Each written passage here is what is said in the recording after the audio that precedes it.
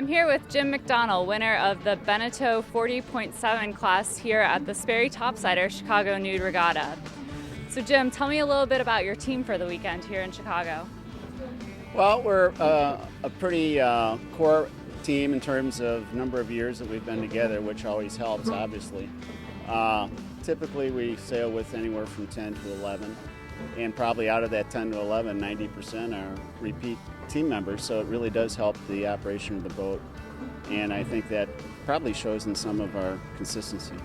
So the racing here this weekend, you started off today, the final day of racing, in second place and moved up to first place.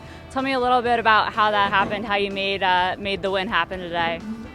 We figured that there wasn't any pressure on us because we were the number 2 boat, and typically if you're the number 2 boat, maybe the number 1 boat has a little bit more pressure. So we had more of a laid-back approach to it and thought that if we could tactically think about just going fast and not too concerned about immediate covering our competition boat for boat, that maybe the end result would be better in the long run. And tell me a little bit about the racing here this weekend. Friday was really breezy and the other days were a little bit lighter. What sort of changes did you have to make going into the different days of racing? Well, it was pretty interesting because fortunately the breeze did hold through the course of the weekend for the most part, and we found that by again just paying attention to the small details, we didn't do a lot of sail changes in terms of heavy number 1s or light number 1s. It was just a question of getting dialed into the conditions for the day. Friday being a little bit more northerly and a little bit bumpier in terms of the wave action. So that was, shifting gears strategy that probably helped over time. And then things flattened out a little bit on Saturday.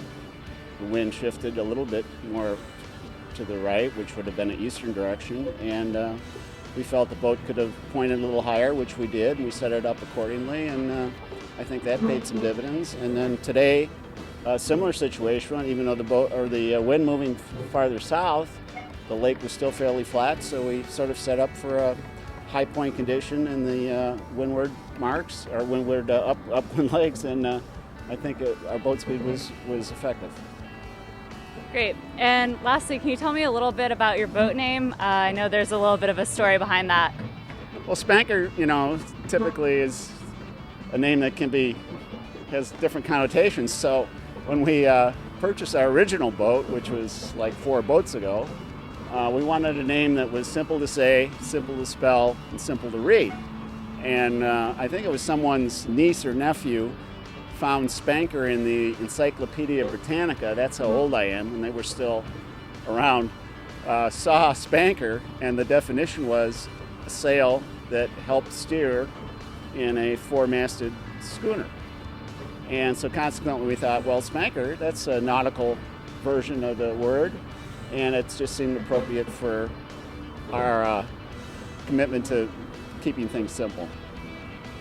Great. Well, thank you so much, and congratulations on your win. You're welcome. Thank you for having us.